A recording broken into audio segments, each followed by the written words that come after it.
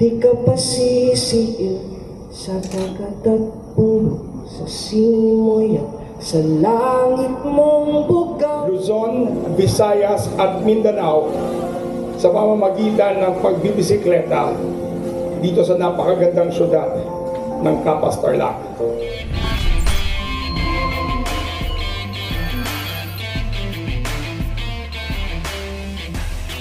I hope What's up guys? Good morning!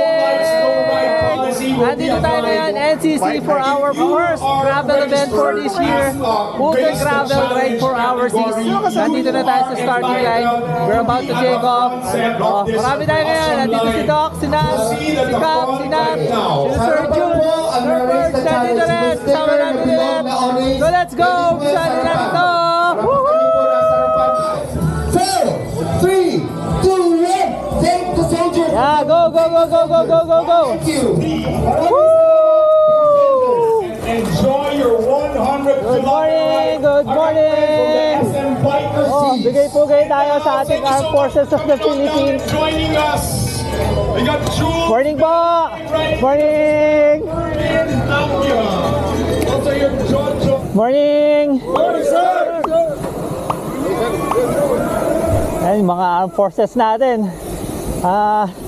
Tulad nung nabanggit kanina nung opening, the Ride for RCC is a tribute ride, especially sa ating mga Armed Forces of the Philippines, which safeguards the West Philippine Sea, reminding the world that the West Philippine Sea belongs to the Philippines.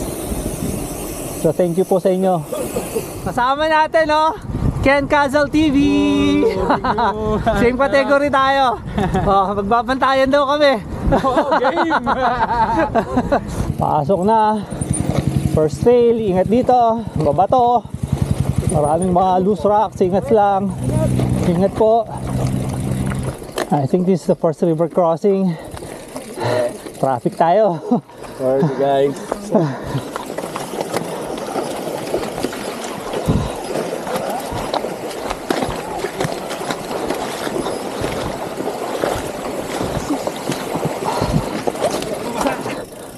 Malapit na tayo dun sa second river crossing.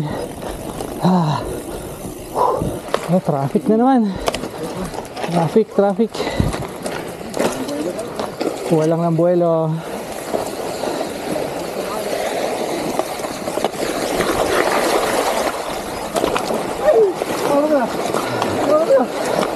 Ay, nabitin tayo. Good morning. Ay, nabitin. Lala. Ayun na, oh.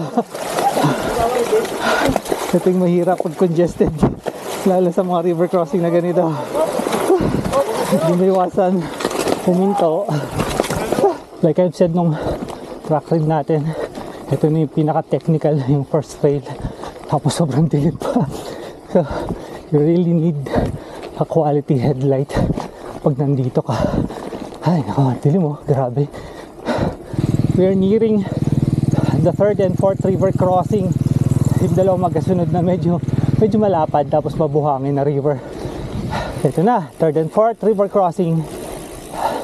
Oh, shifts lang tayo. Hop, bike po. Ito low gear.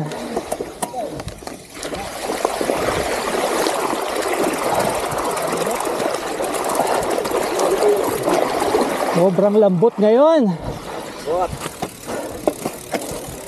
Ingat. Babaw lang po dito. Ayan. And with the first trail, like I've said, yun yung pinaka-technical, yun yung pinakamahirap. Ito, labas na tayo main road. Papuntang O'Donnell towards our first checkpoint sa Isle of Sarap view deck. Morning po. Ayan, pasok na tayo sa Rab. And because it's a weekend, nakahilera na yung mga 4x4 papuntang Mount Pinatubo. Ayan oh, ang dami na nga nagpunta dun, ayun oh. Tapos ang dami pang nag-aabang. Ito na yung ahon papunta dun sa view deck ng Isle of Sarap, which is the first checkpoint. Selfie lang tayo dun, tubig. Ayun, go na naman. Ito na yung first checkpoint. Ay, grabe pa yung ahon. Hoy! Oo. isang flag natin dyan. Tapos, pag pinapag mo, sabihin mo lang, Ano? sabi ng Patag Island. Sige, tama yan. Oh. Kuha tayong flag. Patag Island! Ganun. Ito.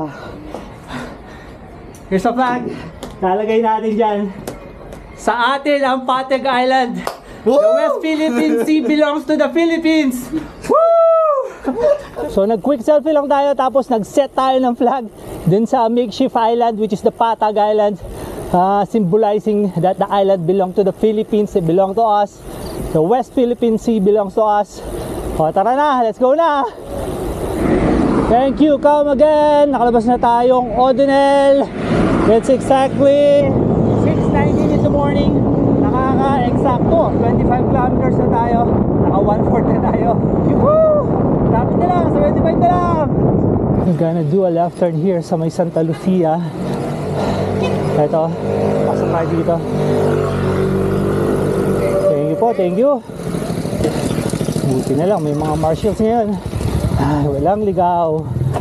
What the fog, man? Ang kapal na fog, oh. Look at that, sa may, left side. And dito rin, oh, sa may right side ko. Ayan, kapal na fog. Yeah! We're pedaling towards the fog. Kapal na fog, oh. And, ito na rin yung start ng Cloud9. Puro alikabok na, ma-fog na, maalikabok pa.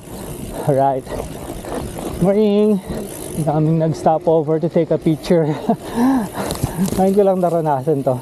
Daming ko mga bike na sinalihan. Ngayon ko lang naranasan na sobrang kapal yung fog during an event. Andito na tayo sa loob ng Campo O'Donnell. Lumagpas tayo kanina. Dumiretso tayo. Muntik na tayong hindi nakapag-selfie dito sa checkpoint dito sa Campo O'Donnell. So ikot lang tayong Campo O'Donnell. Labas din tayo doon kung saan tayo pumasok. And then continue forward. We're inside Camp O'Donnell. Hinahanap ko yung checkpoint. Pati ko mahanap, palabas na ako ng Camp O'Donnell. Hindi ko pa makita yung checkpoint. Here it is, second checkpoint. Hello! Kita mo si Doc? Selfie lang ako. Dito si Ma'am Larry. Team Francia. Checkpoint tayo. Selfie. We're done doing the selfie sa second checkpoint. Campo O'Donnell. Nag-picture tayo kay Ma'am Darnie Mendoza ng Team Francia. Back on the road na! Dito na tayo sa isang training camp ng ating mga armed forces. Again, thank you and salute, kudos sa ating mga armed forces of the Philippines that are safeguarding the West Philippine Sea. Ito na yung papuntang San Jose. Dito tayo, tawid lang towards the Daunting Sand. Welcome to the desert section. Ramdam ko yung pagkembot ng gulong ko sa mga malalalim, makakapal na buhangin, men. Likabok pa. Our 5th river crossing. Opo, di po kayo nagkakamali. River po to. Medyo natuyuan lang ng konti. Ayun o, tuyong-tuyo talaga. Andito na tayo sa Tarlac City Diversion Road. So labas natin dito, Tarlac City. Ay, nakaka 50.6 kilometers na tayo. Yuhuu! Kalahati na lang. Dito na tayo sa trail sa may riverside. Papuntang third checkpoint which is the Red Rose Resort. Tawid tayo, diretso tayo. Nasa mga ano na tayo. Basura section na yan. Labas na tayo sa main road. Sa wakas pave road na. Medyo naumay ako dun sa trail dun matagtag, sakit sa palad. Pinatikim lang tayong konting pave trail na naman. Lapit na tayo sa Red Rose Resort.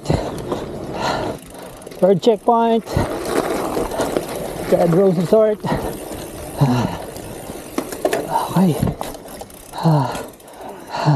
8:20 ng umaga. Buti na lang may kalamay. Kalamay muna tayo. 100 din sir, no? Ako sir, ano ba yun? 189, 100. Araw. Sama natin, Sir Ian, Andy Ahon. Ayun o, lakas o. Number 3 ano? O, 3. Dito sa Red Rose. Red Horse. Dati kala ko Red Horse to eh. Red Rose pala. Sa mga pamunuan po ng UGC, eto po meron nagnenok ng Philippine flag oh. Hindi tinasak. Hindi tinasak. Proud ka lang. Yes. Proud to be a Filipino. Woo! Actually, nainggit ako eh. Gusto ko rin eh. Next checkpoint, kukuha din ako. Balik na sa trail. Ito, alikabok na naman. Meron na tayong pinasukan ng isang camp. Ano yun, Nat? May kampo pa na Basta camp. Military camp. Meron ba checkpoint? Not sure eh. Meron? Serpilin nyo Aquino. Oh, yun. Kung may checkpoint, picture na lang. 4 checkpoint. So, ito yung nadagdag dun sa route natin. Nabago kasi siya eh. Compared dun na nag-track ride tayo. Nung nag-track ride tayo, wala to eh. Ito yung, meron silang binawas. Tapos, ito yung idinagdag naman nila. Ito na yung trail na sobrang tagtag. Eh no, compact na compact, antagtag. Pero banda doon, pag kanan natin, sobrang silong naman ang daan. Yun lang yung kapalit. Yan no, ibang silong, sarap dito. Dito medyo makaka-recover tayong maayos. Kahit nasa trail ka, ano naman siya eh, smooth trail. Tapos sobrang silong pa.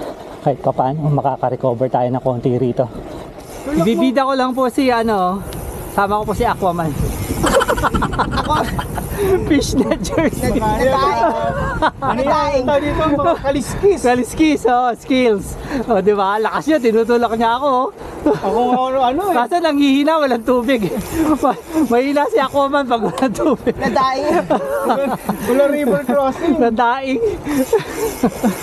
Papasok na tayong Estancia de Lorenzo. Isa na naman checkpoint, selfie ulit tayo dito. Pahinga ng konti, refill ang tubig. Let's take a selfie here. Another checkpoint. Pang-5 na to. Pang-5 checkpoint. Lumabas na tayong Estancia de Lorenzo. Ito na yung last trail. Labas natin dito, MacArthur Highway na. Tapos last checkpoint, which is the Capas National Shrine. We're done with the trails. From here on, hanggang sa finish line, puro paved road na. Siyempre, di pwedeng hindi magmilon. Magmilon muna tayo. Hindi, mimilon lang. Walang back on the road. Milon lang, milon. Melon. Kuya, ako ulit. Hello sir. Milon po, 3. Tapos na tayong magmilon. Buti na lang, di tayo nag-back on the road ngayon. Papunta na tayo sa ating final checkpoint, which is the Capas National Shrine. Lapit na lang 93 kilometers, 7 kilometers na lang, tapos na tayo.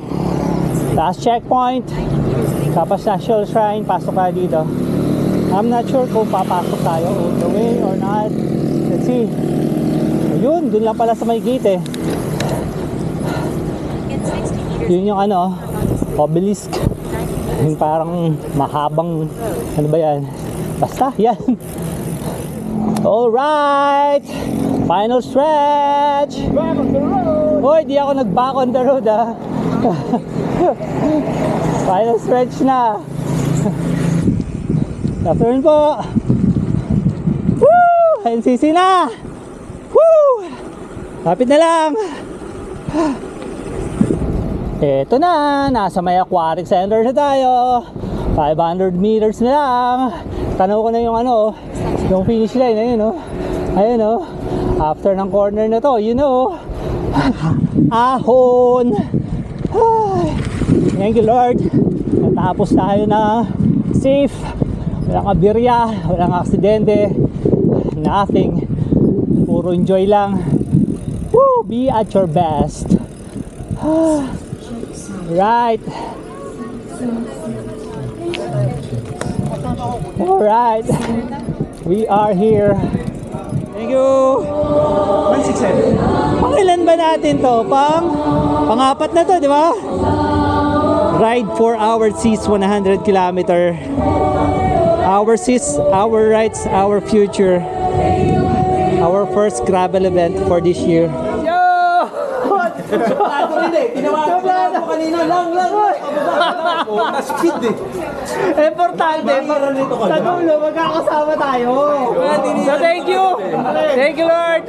Safe lahat. Walang disgrasya. Natapos yung first gravel event, first bike event natin for this year. Definitely, this is not the last. Knowing Doc, knowing Papa Jack, sigurado may naka-line up na. Uy, tapos thank you sa Armed Forces of the Philippines natin na nag-assist sa event, especially for protecting our territories, lalo na yung West Philippine Sea, reminding the whole world that hindi naman. Oh, reminding the world na yung West Philippine Sea belongs to the Philippines. So, kudos po sa inyo. Thank you. Tapos, syempre, abangan yung mga next bike adventure natin to do that. Please subscribe, hit that notification bell, selecting all, like and share. Lagi natin sinasabi, sharing is caring. Buti pa kayo, naisip nyo. Hey!